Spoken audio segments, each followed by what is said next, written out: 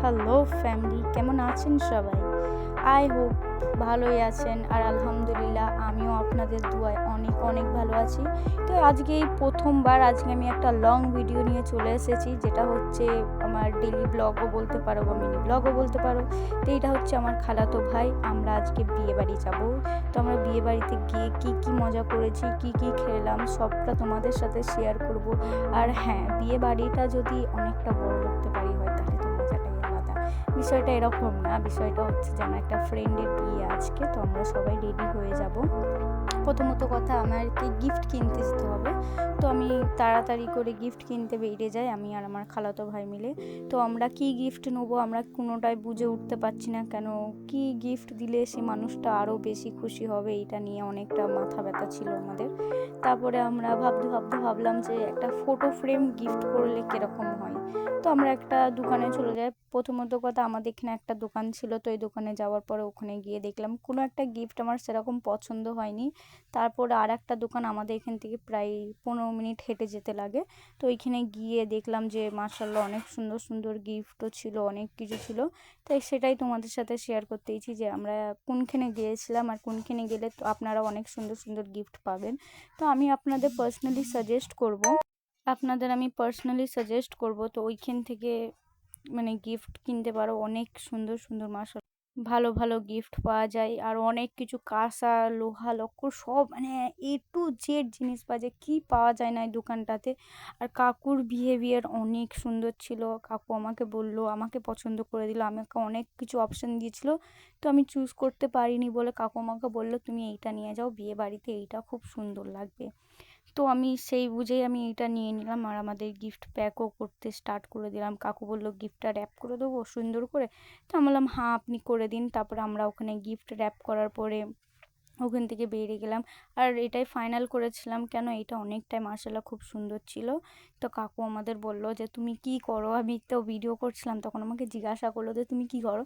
তখন আমি বললাম যে কাকু আমি কিছু করি না, নর্মাল একটা মিনি ব্লগ টাইপের একটা জিনিস করি। তখন বললো আচ্ছা ঠিক আছে। তো আমি বললাম কাকু তোমার মানে দোকানে যদি ভিডিও নিই কোনো অসুবিধা নেই? তো বললো না না কোনো অসুবিধা নেই, তুমি নিতে পারো। তো এই সব মানে মানে আমার খুবই পার্সোনালি খুবই ভালো লাগে যখন মানুষ আমাকে উৎসাহ দেয় যে আরও বানাও, তুমি তুমি নিজের পথে এগিয়ে যাও, একদিন দেখবে নিশ্চয়ই সাকসেস হবে। তো এই ভেবে আমি ভাবলাম যে কাকু আমাকে এত মোটিভেট করে দিয়েছিল দেখ মানে বলার পরে, তো আমি অনেকটা পরিমাণে খুশ হই। তো খুশ হওয়ার পরে এইখান দিয়ে যাচ্ছি।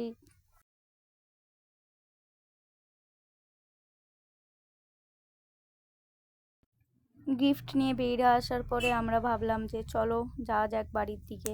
ফের গিয়ে আমাদের রেডি হতে হবে, আর আমার রেডি হওয়া খুব কম সময়টাই লাগে। তো এখানে অনেক কথা বলতে বলতে গেলাম, অনেক রাস্তায় মজা করতে করতে গেছি, সেটা বললে তো নাই হয়। তো আমরা প্রচুর ফাজলামি করি মানে এত পরিমাণে ফাজলামি করি যেটা বলে আপনাদের বোঝাতে পারা যাবে না। তো হ্যাঁ, কে কোথা থেকে ব্লগটা দেখছেন আমাকে প্লিজ কমেন্ট করে বলবেন, আর কোন পার্টটা আপনাদের ভালো লেগেছে সেটাও বলবেন। আর এটা আমার ফার্স্ট টাইম বড় ব্লগ বানাচ্ছি, তো আমার কোনো আইডিয়া নেই যে কীরকম কী হতে পারে না হতে পারে। আর যদি কোনো গণ্ডগোল হয়ে থাকে বা কিছু হয়ে থাকে তাহলে আমাকে প্লিজ মাফ করে দেবেন। আর সবচেয়ে বড় কথা, আমি আমার একটা ফ্রেন্ডকে না আজকে প্র্যাঙ্ক করে দিয়েছি। তো ওকে আমি বলেছি যে আজকে না আমরা বিনা ইনভিটেশনে বিয়ে বাড়ি যাচ্ছি। তো বেচারাও ভাবছে যে হ্যাঁ আমি সত্যিকারের হয়তো বিনা ইনভিটেশনে যাচ্ছি, কিন্তু সিরিয়াসলি বলতে আমাদের ইনভিটেশন ছিল। আর আমি ওকে বোকা বানাচ্ছিলাম, বেচারি কি ভেবেছে না ভেবেছে আমি কিছু জানি না। আর আমার খালাতো ভাই সবসময় আমার সাথে পাগলামি করতেই থাকে, দেখুন এক সাইডে চুলটাকে ঠিক করেই যাচ্ছে যেন এমন করতেছে যেন ওকে কি সুন্দর লাগতেছে। আমার ভাই বিশ্বাস কর, ছোট ভাই তোকে এক নম্বরে কি বলবো, সেই আরেক ধরনের কি বলা হয়, ছাড়ো বাদ দাও। আর এই তো ফাইনাল লুক, আমরা রেডি হয়ে গেছি। তো আমি বেশি কিছু করিনি। আর আমার খালাতো ভাইকে দেখো, যেন মনে হচ্ছে ও চুরি করতে যাচ্ছে কারোর বাড়িতে, মনে হচ্ছে না? তোমাদের যদি মনে হয় প্লিজ আমাকে কমেন্টে জানিও। আর আমার খালাতো ভাইকে কে অ্যাডপ্ট করতে চাও সেটাও বলবে, ঠিক আছে? আমরা তাকে ফ্রিতে দিয়ে দেবো আমার খালাতো ভাইকে, কেন ওকে রাখতে রাখতে আমরা নিজেরা পেরেশান হয়ে যাচ্ছি। মানে এরকম পরিমাণে পেরেশান করে যেটা বলার মতো না। তো কিছু বলবে? না। ও আমার পাশেই বসে আছে, যখন আমি ভয়েস ওভারটা দিচ্ছি তখন ও আমার মুখের দিকে তাকিয়ে আছে যখন অ্যাডপ্ট করার কথাটা বলেছি। তো গাইস, তোমরা আমার ফুল ভিডিওটা দেখতে থাকো। আমরা রেডি হয়ে বেরিয়ে গেছি।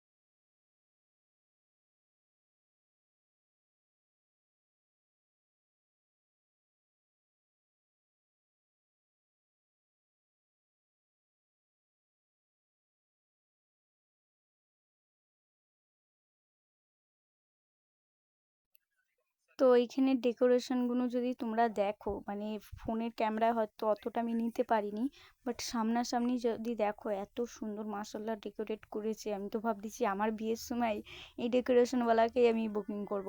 কেন এত সুন্দর ডেকোরেশন আমি তো কোনোদিন দেখিনি।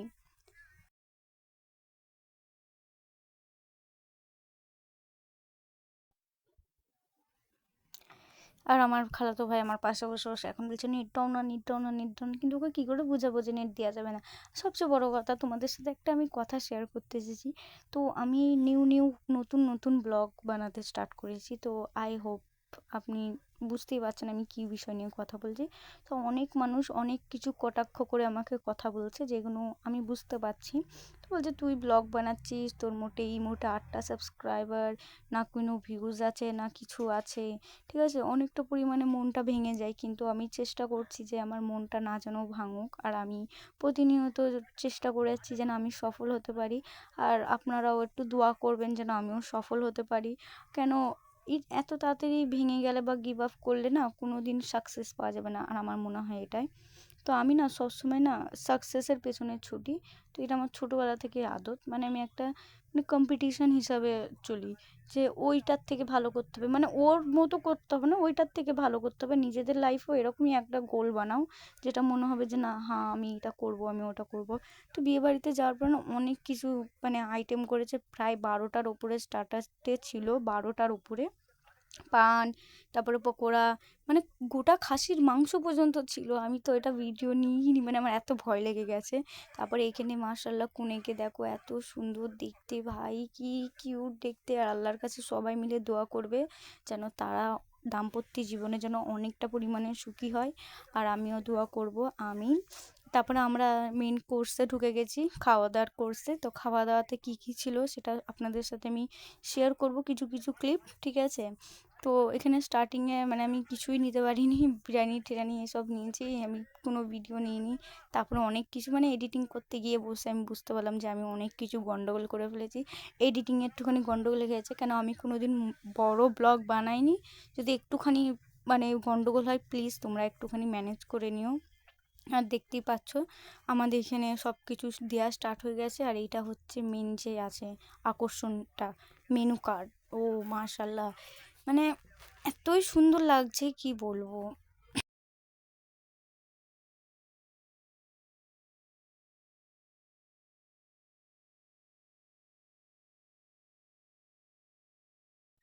এই একটা জিনিস আনারসের চাটনি আমার এত পরিমাণে ভালো লাগে কি বলবে। আমার কাদের কাদের আনারসের চাটনি ভালো লাগে তারা কিন্তু প্লিজ কমেন্টে আমাকে জানিও। আমার তো পার্সোনালি অনেক ভালো লাগে, আর আমি সাজেস্ট করবো তোমরা আনারসের চাটনি একবার ট্রাই করে দেখো। তারপরে পাঁপড় এসে গেছিলো, সন্দেশ এসে গেছিলো। তারপরে আমরা চলে যাই ফুচকা খেতে। ফুচকা খাওয়া হয়ে যায়, খাওয়া হয়ে যাওয়ার পরে বরযাত্রীও চলে আসে। বরযাত্রী আসার পরে সবচেয়ে বড় কথা তোমাদের সাথে আমি একটা নেক্সট মানে ভিডিওতে আমি শেয়ার করব যে ওরা ওইখান থেকে মানে রিটার্ন গিফট পর্যন্ত দিয়েছে। এত সুন্দর গিফটটা দিয়েছে। আর এই পর্যন্ত যদি ভালো লেগে থাকে প্লিজ সাবস্ক্রাইব করবে, কমেন্ট করবে, লাইক করবেন। আর কোন পার্টটা আপনাদের ভালো লাগলো সেটাও বলবেন। আর আশা করি আপনাদের কোনো বিরক্ত করিনি। আর ভালো থাকবেন সবাই, খোদা হাফেজ।